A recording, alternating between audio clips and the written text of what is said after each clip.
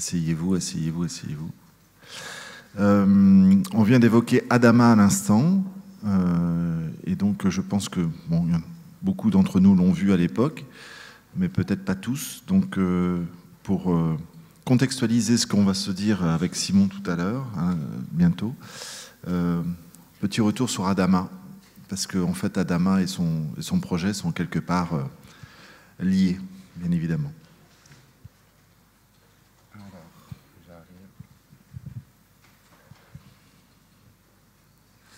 Donc, bonjour à toutes et à tous. Je m'appelle donc Simon Rouby. J'ai amené quelques images d'Adama pour recontextualiser un peu, et puis parce que c'est en fait, je vais parler dans cette présentation un peu de ce que j'ai fait depuis, et donc Adama est une forme de point de départ de ce que je vais expliquer. Donc Adama, c'est un long métrage qui est sorti en 2015, qui a été un travail de longue haleine, puisque j'ai, comme souvent pour faire un long métrage, j'ai passé plusieurs années, une bonne partie de ma vie. J'ai commencé à la sortie des Gobelins et j'ai fini 7 ans, 8 ans plus tard. C'est un film qui a été fait intégralement sur l'île de la Réunion et pour lequel on a plus ou moins réactivé un studio qui s'appelle Pipangai. Et voilà, la partie sur laquelle je voudrais un peu préciser, insister aujourd'hui, c'est que sur Adama, une des particularités du film, c'est que j'ai travaillé pour les personnages à partir de sculptures. Et en fait, j'ai utilisé une technique qui s'appelle la photogrammétrie, qui est en fait, pour créer les personnages, je savais que je voulais faire le film en 3D, mais je savais aussi que je ne voulais pas l'aspect parfois trop contrôlé, trop maîtrisé qu'on peut avoir en 3D, puisque souvent on part d'une sphère, on utilise la symétrie, on a tendance à voilà, contrôler même la symétrie, même l'accident. Et l'idée de partir de sculpture, c'était justement d'avoir un peu de chaos, un peu d'accident, un peu de spontanéité.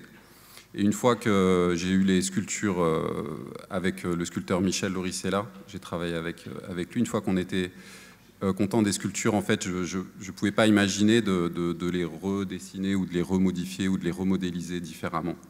Donc du coup, je me suis intéressé à la photogrammétrie, qui est en fait une technique de scan 3D. Et là, je vous montre les sculptures, les photos que j'ai utilisées pour scanner en fait la sculpture du personnage principal, Adama. Donc voilà, ça ressemble un peu à ça. C'est que toutes les photos que je viens de vous montrer sont reconnues par le logiciel et elles sont disposées dans l'espace. Et tous les points communs en fait entre les sculptures sont mis dans une forme d'image, mais qui est une image de pixels, mais les pixels sont dans l'espace. Donc c'est ce qu'on appelle un nuage de points. Et en fait, par calcul successif, on arrive à vraiment avoir une image 3D de la forme de la sculpture. Et en fait, du coup, vu que c'est une sculpture en terre crue, qui n'aurait pas pu être animable en stop motion, qui est très friable, très cassante, très fragile, ça permet d'avoir vraiment un double numérique presque parfait de la sculpture et ensuite de récupérer les techniques d'animation 3D pour pouvoir l'animer. Voilà, donc... En fait, d'avoir quelque chose de très propre à partir de quelque chose qui n'est pas parfait, puisque c'est la sculpture, donc c'est pas symétrique, c'est pas comme tu disais. Donc en fait, on retombe quand même sur nos pieds, mais ouais, avec une imperfection, un artisanat.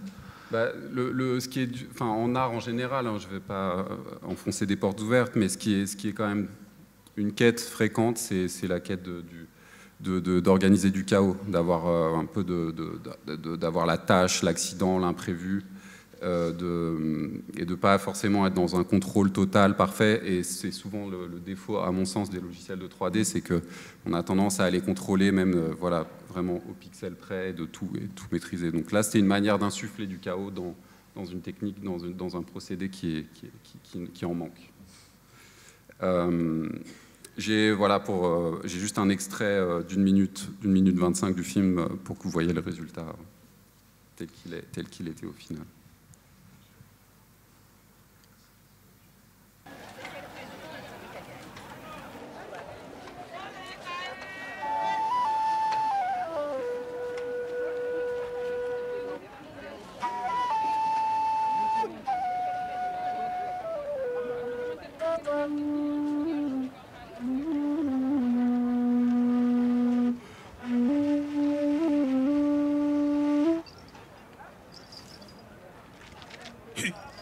D'où tu sors, toi? Je cherche mon frère. Il est avec les Nasara. Quoi? Tu es fou ou quoi? Viens ici. Toi, tu viens des falaises, n'est-ce pas? Vous savez où je peux les trouver? Tu m'as l'air bien jeune et bien pressé. Sais-tu seulement où tu vas? Je cherche les Nasara. J'ai à leur parler. Et je vois. Que peux-tu me donner si je te dis où ils sont? Ça, par exemple. C'est de l'or, n'est-ce pas? Qu'es-tu venu racheter ici?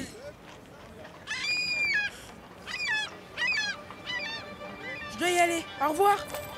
Hé! Non, non, non, ne suis pas cet oiseau. Ce n'est pas bon pour toi. Je plaisantais.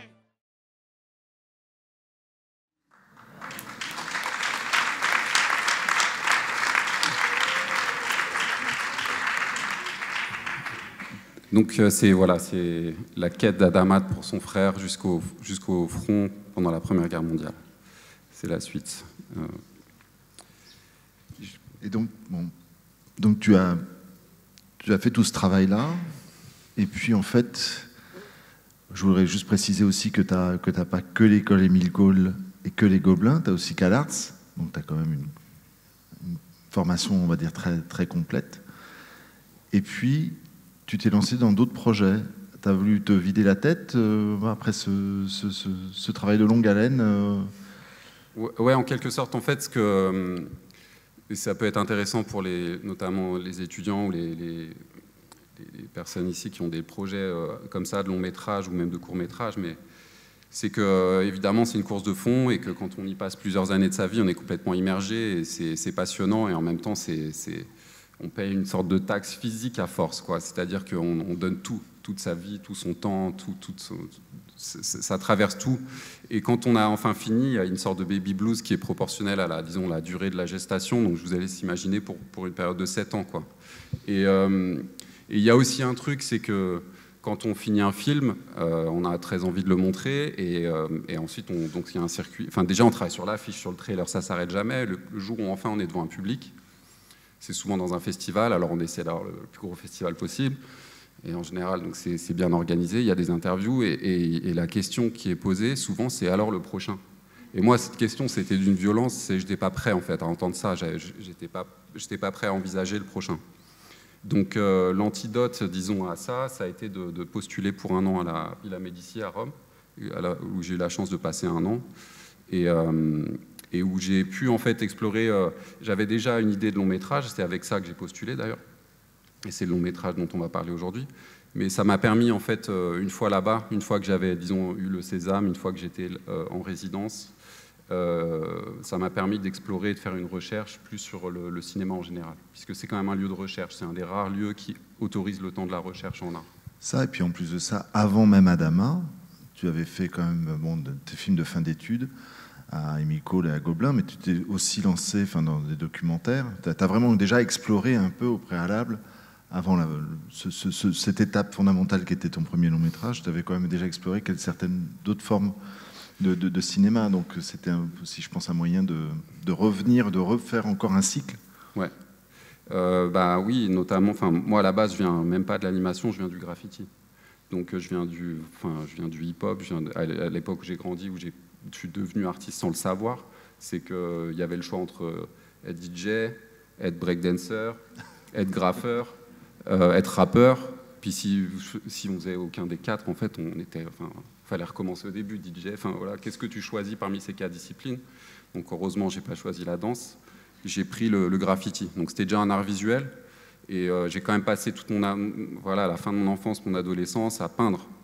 Donc je suis arrivé dans les études d'art avec déjà ce passif. Et du coup, c'est vrai qu'en parallèle de l'animation, j'ai toujours eu cette envie aussi, cet intérêt pour d'autres disciplines, même si pour moi, c'est une seule et même démarche. Mais effectivement, à CalArts, après les Gobelins, qui est quand même une école très spécifique sur l'animation, le fait de pouvoir aller à CalArts, ça m'a ouvert sur les autres disciplines des arts, puisque c'est une école, pour ceux qui ne le savent pas, qui rassemble toutes les disciplines en un seul et même endroit. Donc j'ai fait un documentaire là-bas, et Et c'est quand je suis revenu de CalArts que Julien Lilti, le scénariste d'Adama, m'a proposé cette histoire et qu'on a vraiment enclenché ce gros projet d'animation. Mais quand je l'ai fini, donc j'ai pu aussi rouvrir des sujets que j'avais envisagés avant et qui se situaient plutôt autour de la recherche sur le cinéma en général. C'est ce que je disais tout à l'heure, c'est-à-dire qu'est-ce que le cinéma? Ça paraît très théorique, mais en réalité, voilà, une fois qu'on sort du rectangle, une fois qu'on enlève les sièges, une fois qu'on ne projette pas forcément dans une salle noire avec un son enveloppant, qu'est-ce qui reste du cinéma? Est-ce que c'est encore du cinéma? Et donc, avec la démocratisation des vidéoprojecteurs, puisque maintenant, il n'y a plus besoin de... un projecteur de cinéma peut être porté par une seule personne. Ça a rendu aussi possible cette recherche autour de la projection. Donc, j'ai quelques exemples, pour être moins abstrait, de choses que j'ai fait à la Villa Médicis. Donc, c'est une vidéo qui dure 1 minute 40, qui s'appelle Les Témoins, et qui est un hommage à 2 grands arbres qui allaient être coupés et qui étaient très liés à l'histoire du lieu. Donc voilà, je vous laisse découvrir.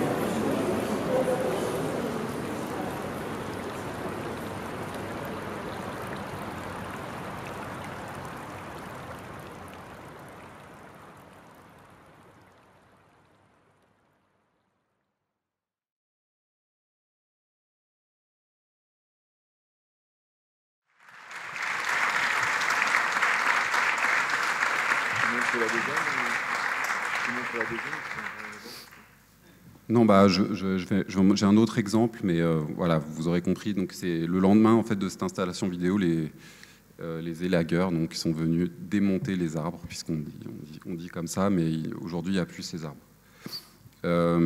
Et c'est donc voilà, qu'est-ce qui se passe si le lieu du tournage devient partie intégrante de la narration? Qu'est-ce qui se passe s'il n'y a pas de début, de fin? Qu'est-ce qui peut rester des systèmes d'identification au personnage? Qu'est-ce qui peut rester, voilà, toute cette recherche théorique, mais elle était toujours liée à des installations spécifiques.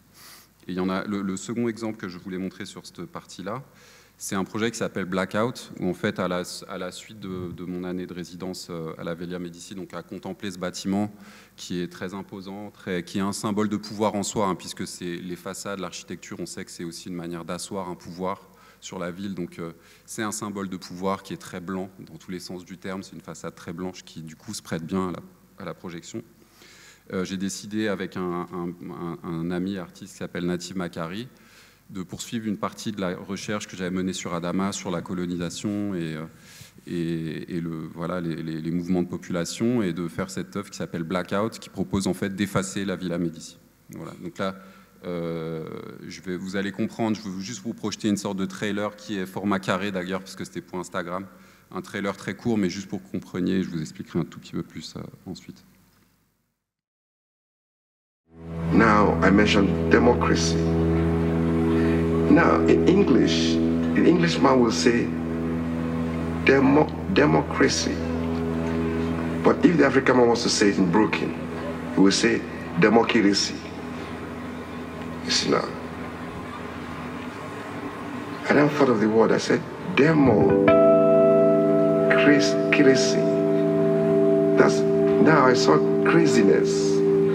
I said I could not see let my people see that democracy really is not that word, that it's really madness, you know. So I said, now I started to sing. I started to think of this word democracy. Democracy. Crazy demo. Demonstration of grace. Crazy demonstration.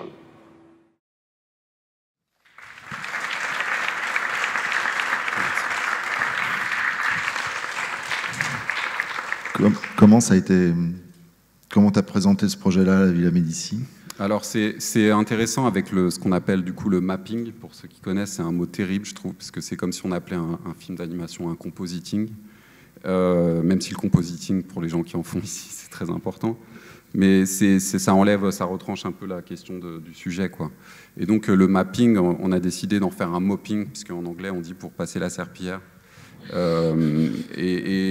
Mais c'était facile, en fait, étrangement facile, puisque les grosses institutions et les mairies ont besoin de ce genre de feux d'artifice pour pouvoir drainer du public devant. Donc on a utilisé un peu cette chose un peu comme une force pour essayer de retourner un peu l'exercice, puisque c'est une série d'inversions. C'est un homme noir qui est censé être invisible, qui est dans le bâtiment la nuit pour nettoyer.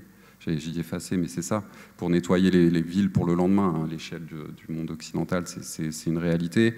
Et là, au lieu d'être invisible, il devient gigantesque, et au lieu de nettoyer, il noircit, et au lieu de projeter de la lumière, il projette de l'ombre, et à la fin, on efface le bâtiment.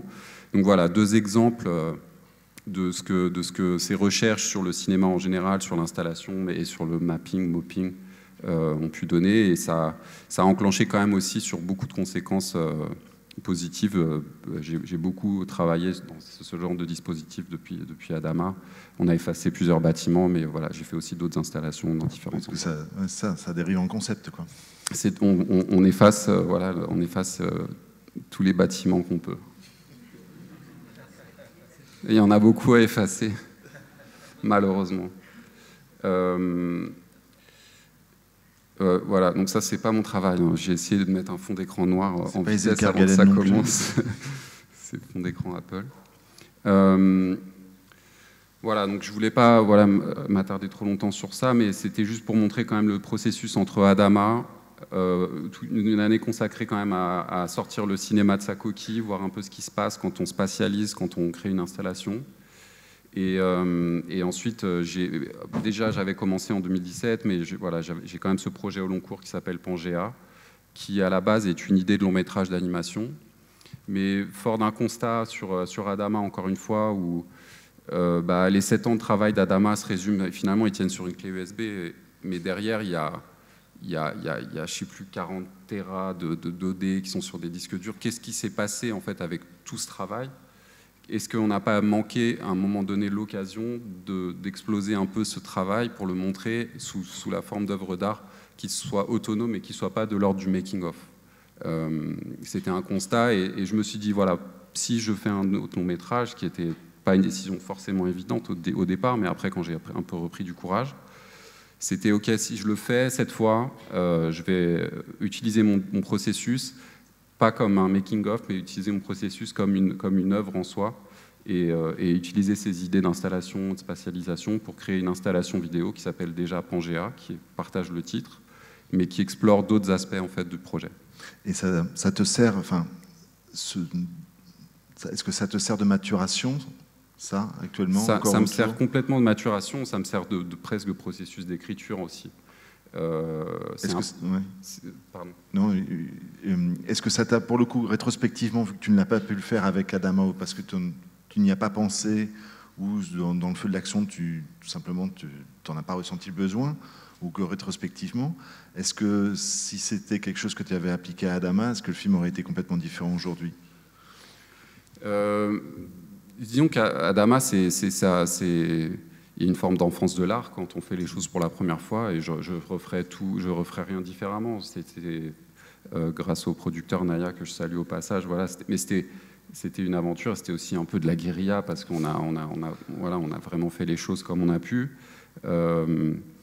Mais quand on veut refaire, c'est comme quand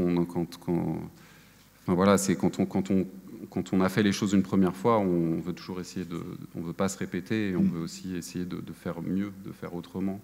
Et donc, c'est plutôt rétrospectivement, puisque Adama, j'ai eu la tête dans le guidon tout le long, mais c'est plutôt rétrospectivement que je me suis dit, voilà, est-ce que ce serait pas ça qu'il faut faire?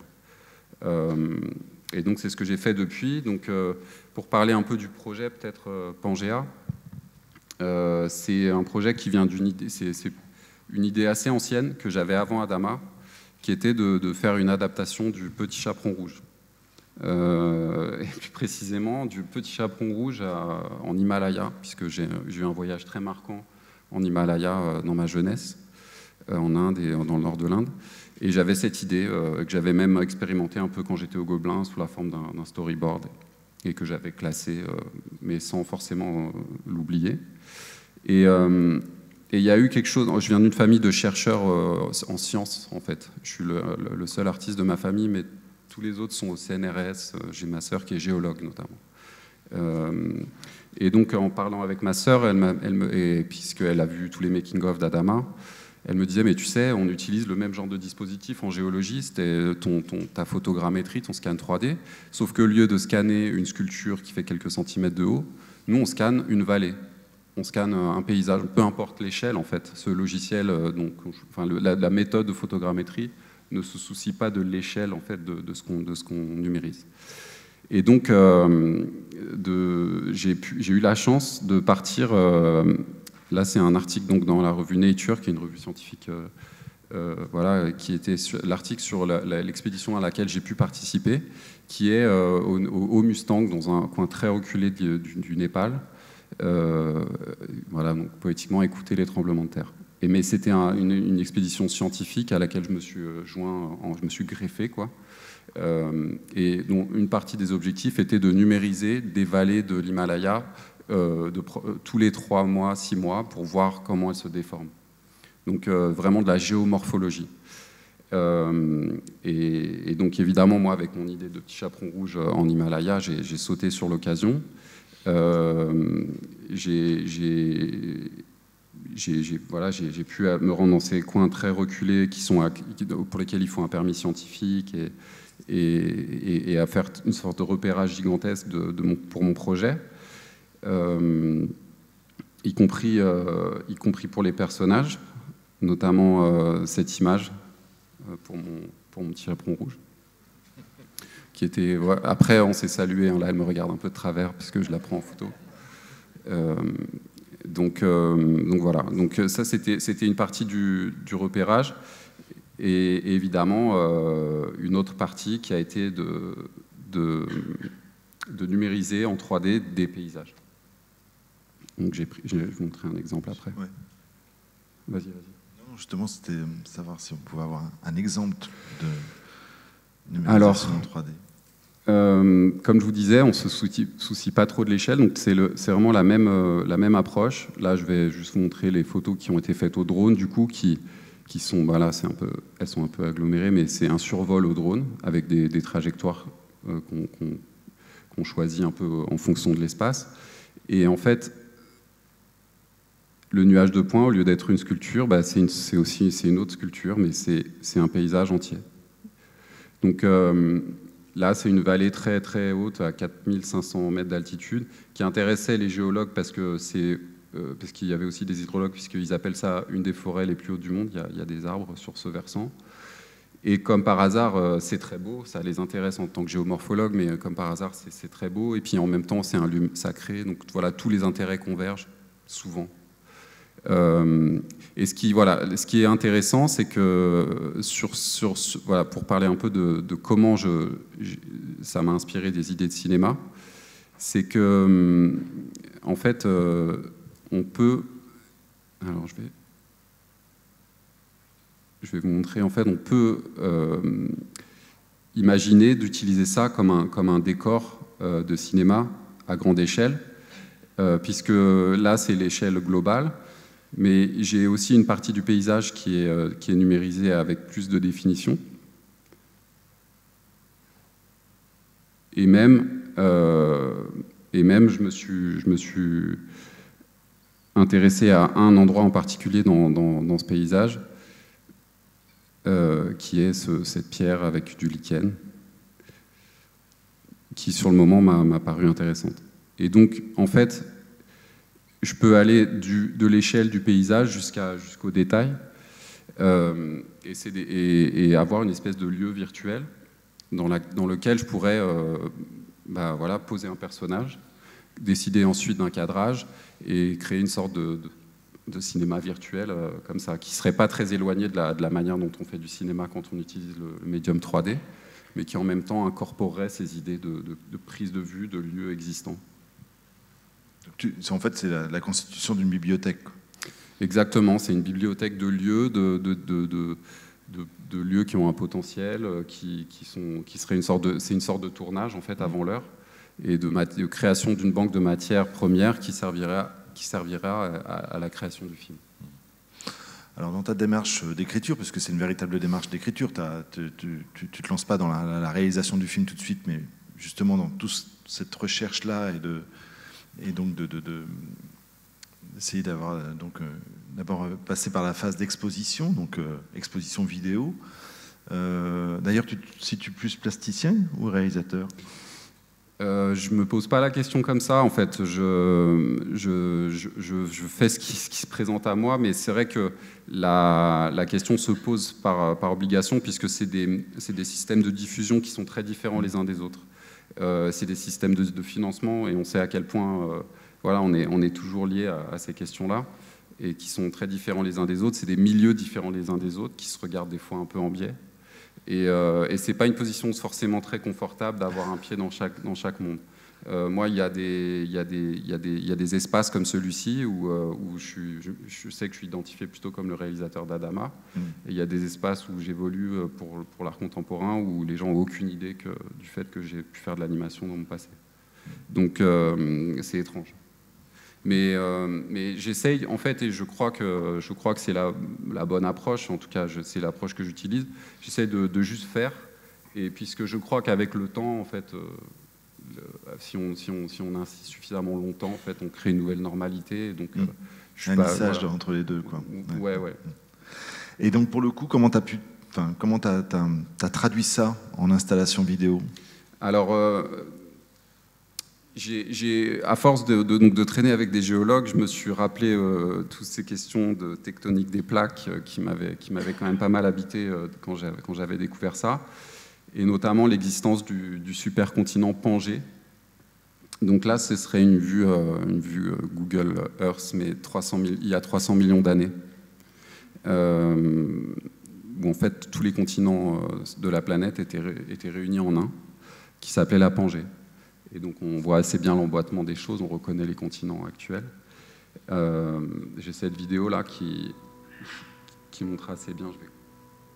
Je crois que le son n'est pas inoubliable si on peut le couper. C'est pas une vidéo que j'ai faite, mais c'est juste à titre d'exemple. Où en fait on voit, si j'y arrive, on voit les millions d'années en haut. Et si j'accélère, en fait, on voit en fait le mouvement des continents au fil du temps sur Terre, et qui est quand même, enfin même quand on le sait, c'est quand même très étonnant, puisque ça remet en question avec si on regarde les choses sous une autre échelle de temps, ça remet complètement en question des choses qui nous paraissent fondamentales. Qu'est-ce qui est solide, qu'est-ce qui est liquide, qu'est-ce qui est en mouvement, qu'est-ce qui est statique. Et donc voilà, ça a été une source d'inspiration.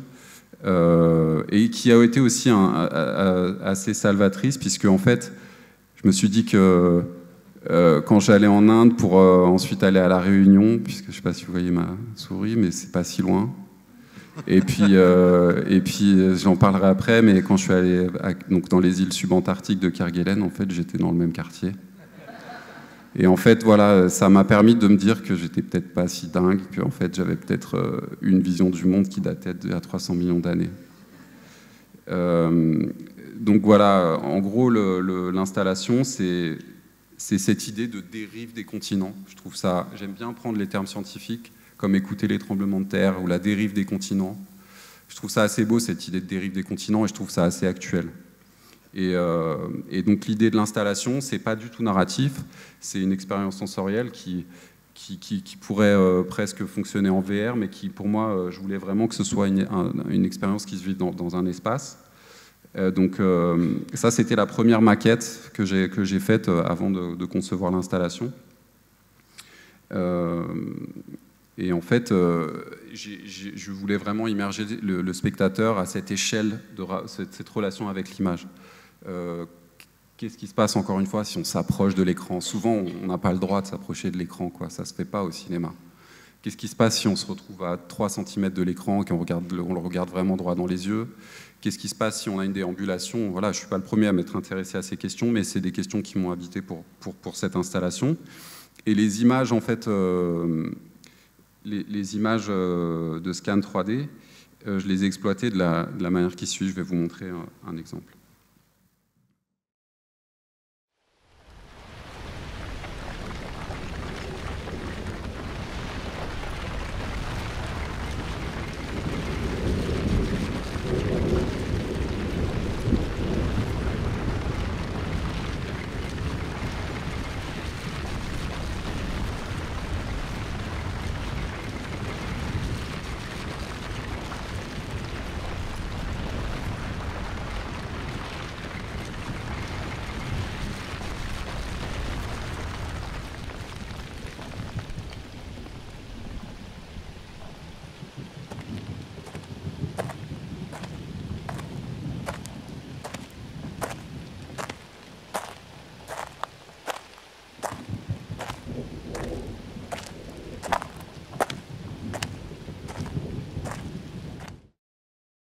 Voilà, j'arrête là pour ne pas être trop long, mais voilà, cette idée de dérive, de fragments de paysages qui s'entrechoquent, qui s'entrecroisent, qui créent des nouveaux espaces, je voulais vraiment immerger le spectateur dans ces notions-là.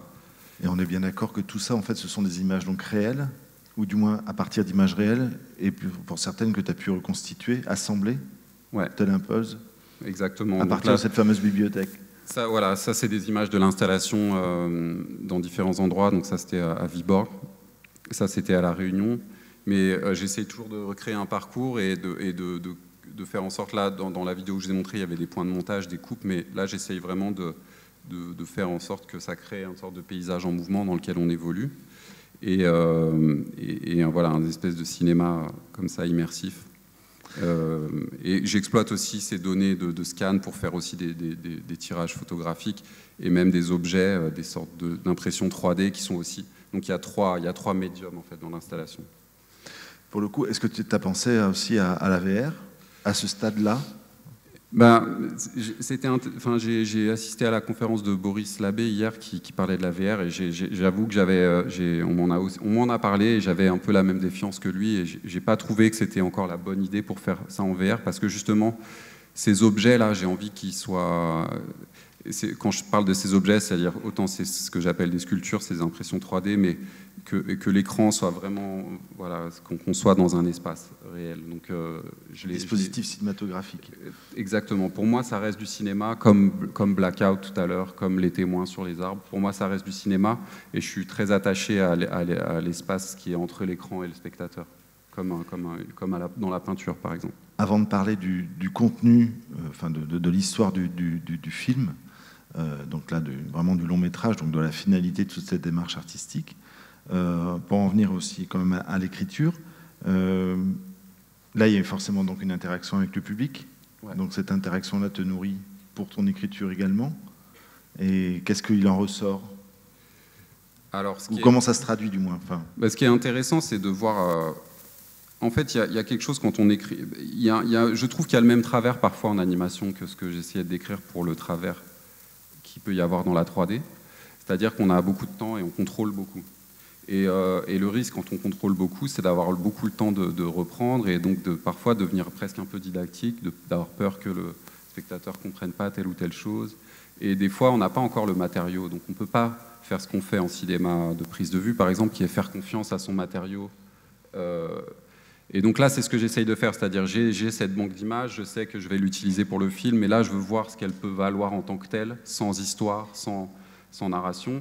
Et ça m'intéresse de voir ce que le public se raconte, et ensuite, ça me permet d'écrire, de l'intégrer dans le film, puisque pour parler en 2 mots du film, c'est lointainement influencé par le Petit Chaperon Rouge. J'ai quand même l'image de Gustave Doré, mais c'est l'histoire d'une jeune fille qui est capable de ressentir les tremblements de terre avant les autres. Et donc elle est un peu victime du syndrome de Cassandre, c'est-à-dire que du coup on la trouve plutôt responsable des tremblements de terre. Même si elle essaye de prévenir, en fait on l'accuse d'avoir un pouvoir qui la rend responsable des tremblements de terre, et donc on l'exile du village et on l'envoie chez sa grand-mère qui vit en altitude, en ermite. Et donc c'est un récit d'apprentissage entre 2 femmes, une petite fille et sa grand-mère, qui est gardienne du savoir, et donc qui a cette idée de tremblement de terre qui est très présente. Le film commence par un tremblement de terre et c'est un élément qui lance l'histoire. Et donc là, je ne sais plus du tout ce que je disais. Non, c'était par rapport au contenu du film, je pense à son histoire un peu première, sans le pitcher totalement, mais... ouais, c'est ce que je viens de faire. Non, c'est ce que je viens de faire, de le pitcher un peu, mais oui, voilà, ça me permet de poursuivre l'écriture en parallèle de ce travail d'installation, de faire confiance à mon matériau et en même temps de continuer à maturer l'histoire. Et pour l'instant, voilà, c'est assez... ça vaut quand même le coup de le dire, mais ça rend les choses assez difficiles pour l'écriture. Puisque ça divise le temps de l'écriture en plusieurs, et du coup il y a toujours quelque chose de plus urgent, une date butoir, une installation dans tel pays ou telle performance. Voilà, le fait de vouloir pouvoir développer son travail sur plusieurs tableaux, ça fait que l'écriture avance plus lentement. Oui, c'est pas une écriture linéaire, quoi. Non. Mais moi, ça me convient, je suis pas pressé en fait, j'ai un rapport au temps. Je pense que s'il y a bien quelque chose que je partage avec beaucoup de personnes qui travaillent dans l'animation, c'est que j'ai un rapport au temps très, très diffus. Et que cette idée de Petit Chaperon Rouge en Himalaya, je crois qu'elle date de 2003 ou 2004, mais ça me pose aucun problème. Donc en fait, je suis pas pressé, j'avance à mon rythme, et parce que je cherche à vraiment faire quelque chose qui me paraisse important, et je voulais pas faire un 2e film parce que je venais d'en faire un premier, et que ça paraît logique en interview de dire quel sera le suivant.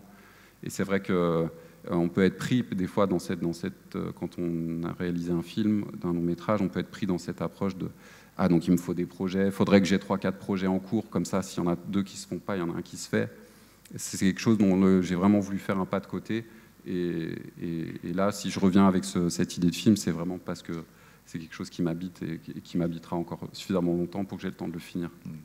Bon, de toute façon, la rédaction, on va dire, le scénario est quand même bien avancé. Ouais. Mais autre question, ça s'adresse à qui? À quel genre de public?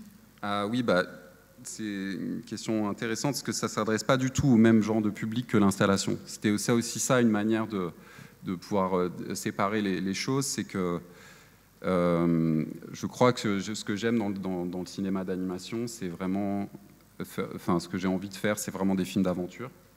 Adama, pour moi, est un film d'aventure, même s'il y a ce côté historique sur la colonisation, sur les tirailleurs, mais je l'ai vraiment écrit avec Julien Litti, bien sûr, mais je l'ai vraiment pensé comme un film d'aventure. Et là, c'est un peu pareil, c'est un conte initiatique. J'aimerais qu'il soit accessible au jeune public, peut-être un peu sur le même genre de cible, 6-8 ans et plus.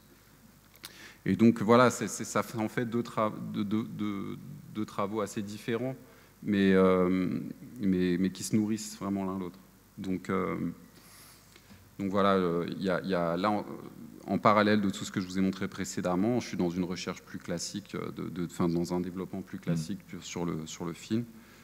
J'ai quelques images de recherche de personnages quand même. J'ai cette image qui est de Rémi Salmon, qui était très bienvenue au moment où il l'a faite, puisqu'elle parle de cette collision qu'il y aura dans le film entre différents univers.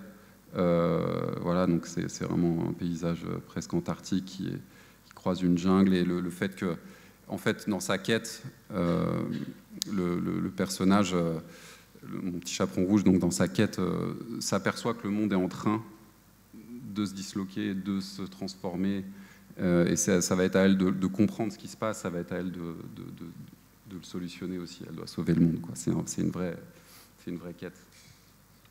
Donc, on a le droit de montrer d'autres images? Ouais, alors, je vais passer assez vite sur les sculptures puisque pour le coup, c'est une recherche assez similaire à celle d'Adama. C'est que là, c'est des sculptures. Je m'y suis essayé aussi grâce à l'impression 3D. Je m'y suis essayé aussi des sculptures peintes, etc. Ça, c'était les miennes. Et puis là, j'ai recommencé à travailler avec Michel Loricella pour des recherches de personnages et pour les mêmes raisons que Adama. Donc ça, c'est en cours. Et ça, c'était une recherche qui est, du coup, je la montre parce que justement, elle n'a pas été conservée. De qu'est-ce qui se passe si on met une sculpture scannée en 3D devant un paysage scanné en 3D. Et pour le coup, il y a un côté trop, pour moi, un côté trop photographique, trop. Et donc c'est pour ça que je dis que la recherche de Rémi Salmon que j'ai montrée juste avant a été très bienvenue, puisqu'elle m'a permis de aussi placer le curseur entre la quantité de choses qui viennent vraiment de la réalité, qui sont scannées, et le dessin et les choses qui étaient plus présentes dans Adama. Donc oui, j'ai un premier plan test, il n'y a pas de son, hein, c'est juste une marche dans un paysage, juste pour voir, c'était une manière de doser les différents éléments.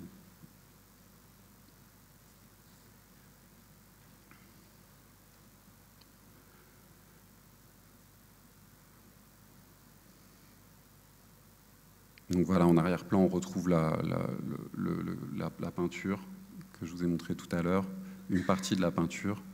Et en premier plan, le sol sur lequel elle se déplace, d'ailleurs, c'est le scan que je vous ai montré tout à l'heure de la forêt d'altitude. Et donc, voilà, c'est pas du tout encore abouti. On n'a pas commencé encore le développement. Le développement commencera à La Réunion en janvier. Mais c'était un premier essai qui donne les bases en fait, sur lesquelles je veux travailler.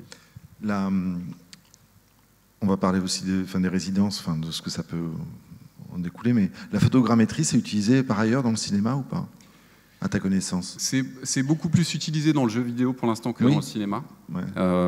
Il y a une banque, la banque que j'ai commencé à créer en fait, a été complètement surpassée par une banque qui s'appelle Megascan, qui sont spécialisés dans le scan 3D à travers le monde et qui ensuite vendent un peu leurs objets, quoi, et qui permettent de, comme ils appellent, peupler les scènes de jeux vidéo. Pour moi, j'espère bien l'utiliser. Je ne sais pas si ce sera le premier projet à le faire, mais j'espère bien utiliser justement toute cette matière pour pouvoir faire du cinéma avec, et pas seulement du jeu vidéo. Un petit mot sur Zilker-Guelen. Oui,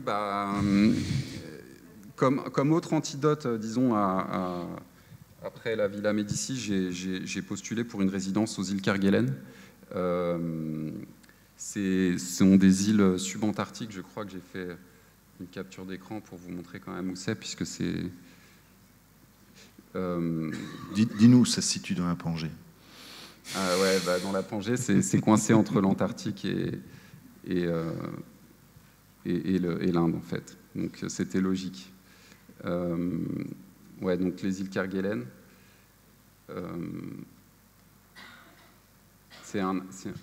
Ah non, pardon, c'est derrière mon image.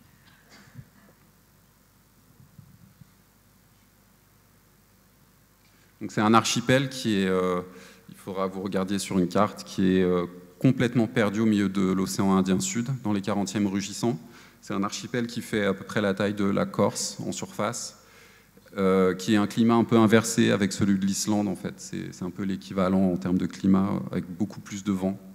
40e rugissant, 50e hurlant, tous ces termes-là qui évoquent le lointain. Et en fait, Pardon ? Tu y as passé combien de temps ? J'ai passé 6 mois. Et donc, en immersion dans cette base militaire qui est gérée par l'armée, qui s'appelle Port-au-Français, sur laquelle il y a 90 personnes. Et donc voilà, sur l'île, une île grande comme la Corse, il y a 90 personnes. Et en plus, ces 90 personnes sont dans un seul endroit. Et pour la plupart, n'ont pas vraiment le droit d'en sortir, puisque c'est une réserve naturelle et qu'on n'est pas censé piétiner, ne serait-ce que piétiner le paysage, c'est déjà compliqué. Donc du coup, c'est un rapport au paysage qui est complètement... pour moi, qui a été très marquant, c'est-à-dire qu'on est vraiment dans le paysage et il n'y a pas de sentier à suivre, et il n'y a pas de... on sait que quand on marche sur quelque chose, on est peut-être le premier à l'avoir jamais fait. Et puis avec tout un conditionnement pour partir là-bas qui est digne de la Station spatiale internationale, quoi. On est obligé de faire des tests psychologiques, des tests de santé. Et donc voilà, on part 6 mois, mais on est conditionné partir pour ce voyage. Et donc en fait, c'était dans la continuité. Je suis parti là-bas pour numériser d'autres paysages. Donc voilà, ma banque de paysages doit beaucoup au Kerguelen, qui de toute façon sont un territoire très méconnu et que je vais utiliser dans le film. J'ai quelques images de Kerguelen quand même.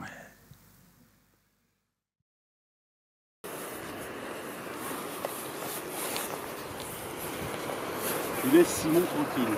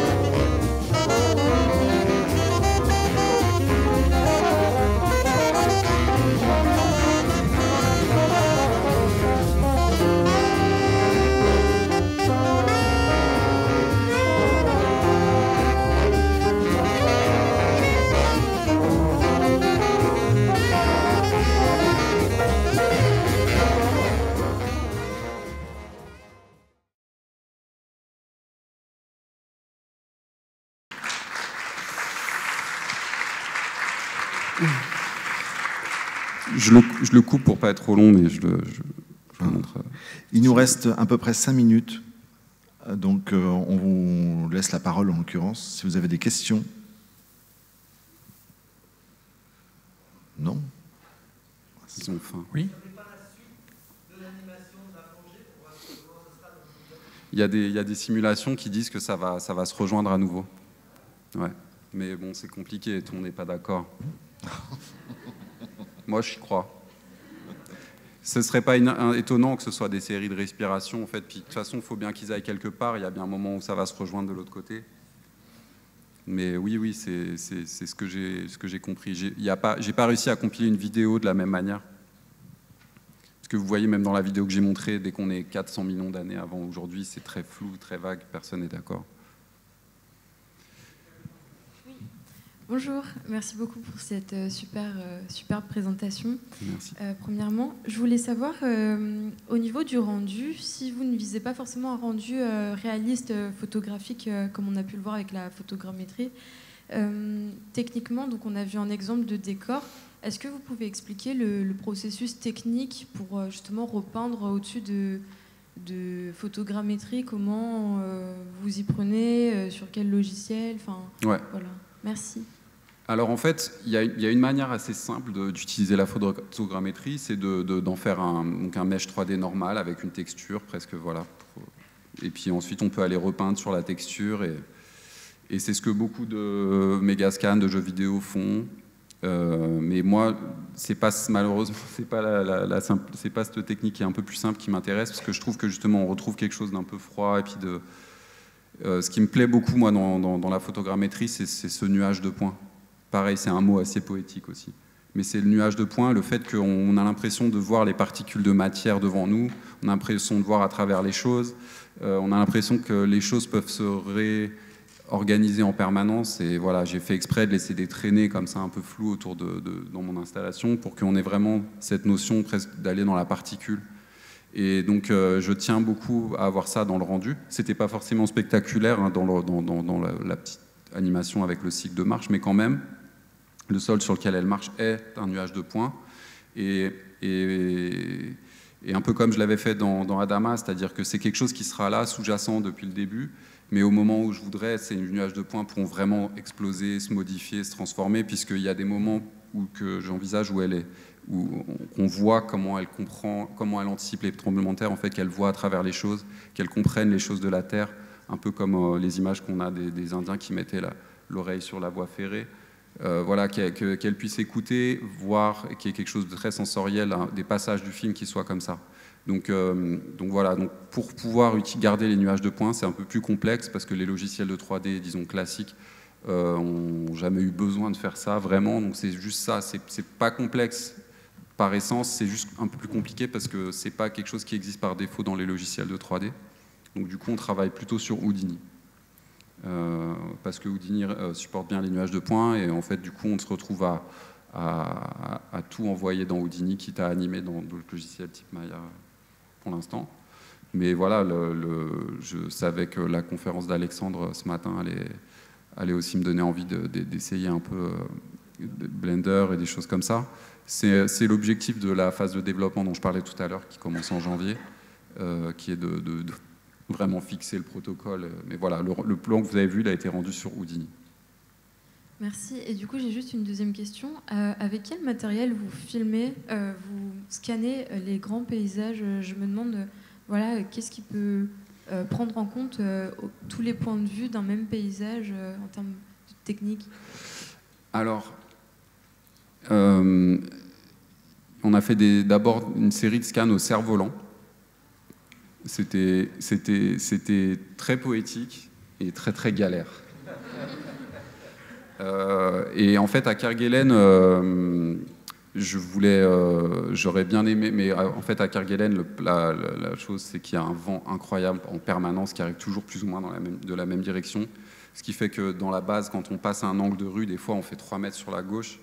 Donc, faire du cerf-volant là-bas, c'est quasiment suicidaire. Donc, j'avais quand même, vu que c'est une réserve naturelle, j'avais quand même mis l'accent sur le cerf-volant, mais en réalité, ça a été beaucoup fait au drone. Qui est un objet assez déplaisant, ça, qui fait un bruit d'abeille, mais qui est aussi très efficace. Donc, ça résiste très bien au vent, c'est très très étonnant, très impressionnant. Donc du coup, j'ai fait pas mal de survols au drone, et les géologues avec qui je travaille font beaucoup au drone, et ils ont aussi des scanners, ce qu'on appelle des scanners LIDAR, qui, quand on les porte dans un sac à dos à 4 ou 5 000 mètres d'altitude, on les aime pas. Mais c'est des objets très lourds et très chers qui permettent de scanner avec une précision incroyable.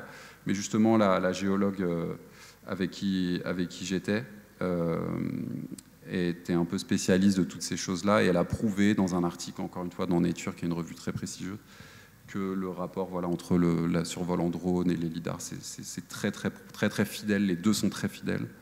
Donc voilà, le drone, ça coûte 500, 600, 800 euros, et contre beaucoup, beaucoup plus cher pour les scanners lidar. Donc voilà, c'était au drone et un peu au cerf-volant quand même. Merci. Merci. Une dernière question. Merci déjà pour votre présentation. Et, je voulais vous demander, j'ai cru comprendre que ce rapport un peu au volume, à la sculpture, ça se retrouvait quand même beaucoup dans votre discours. Et j'avoue que pour moi, quand on me parle de sculpture animée, je pense directement à l'animation de marionnettes ou en pâte à modeler ou plastilé. Et je me demande si ce sont des médiums qui vous ont déjà tenté, que vous avez envie d'expérimenter.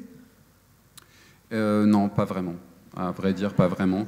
Je m'y suis pas intéressé et j'ai pas l'intention de m'y intéresser dans un avenir proche. Je saurais pas dire pourquoi. De toute façon, je travaille beaucoup à l'instinct et là, moi, je viens vraiment du dessin à la base, le dessin d'observation principalement. J'ai eu une période de ma vie où je dessinais vraiment partout, tout le temps, voilà, et c'était ma manière de m'intéresser en profondeur à ce qui se passe autour de moi. Finalement, le scan 3D, c'est la continuité de cette logique de dessiner mon entourage, c'est l'étape d'après, c'est quand on voit quelque chose qui a un potentiel, ce que j'appelle un potentiel sculptural dans le paysage, je pourrais le dessiner, je pourrais le peindre, mais j'ai trouvé cette technique pour carrément l'emmener avec moi. Et en faire quelque chose derrière. Et en fait, c'est ce que j'essayais déjà de faire avec un crayon à papier, une aquarelle, etc. Mais c'est la suite logique, et donc c'est pas un cheminement qui est passé par la stop motion. Et ensuite, pour parler de sculpture, voilà, bah, c'était surtout parce que pour Adama notamment, je cherchais mon personnage, et c'est seulement en utilisant l'argile que je l'ai trouvé, mais c'était pas dans l'idée d'animer. Voilà, j'ai du mal en général à trouver des designs qui suivent les contraintes, soit de l'animation 2D, du model sheet, etc., ou de l'animation de stop motion. Ça me paraît trop de contraintes pour ce que j'essaye de faire. Donc j'aime bien que ce soit une sculpture qui a été faite des fois en 5 minutes, et puis on va lui donner une attention presque démesurée, on va la scanner sous tous les angles, on va faire du vaudou presque avec, un peu comme la stop motion, mais pour pouvoir garder cet accident de l'instant qui a eu lieu dans l'atelier jusqu'à l'écran, puisque le spectateur en fait s'en fout, et il a raison de savoir que ça a pris 7 ans, et il ne doit pas le voir. Il doit voir l'accident qui a eu lieu tel jour vers 10h du matin dans l'atelier. Il doit le voir. Pour moi, il doit le voir à l'écran. Donc voilà, c'est une manière de gommer ce temps de création, quoi. D'accord, merci beaucoup. Voilà. Une dernière ou non? Une dernière, Jean? Oui, allez. Bon.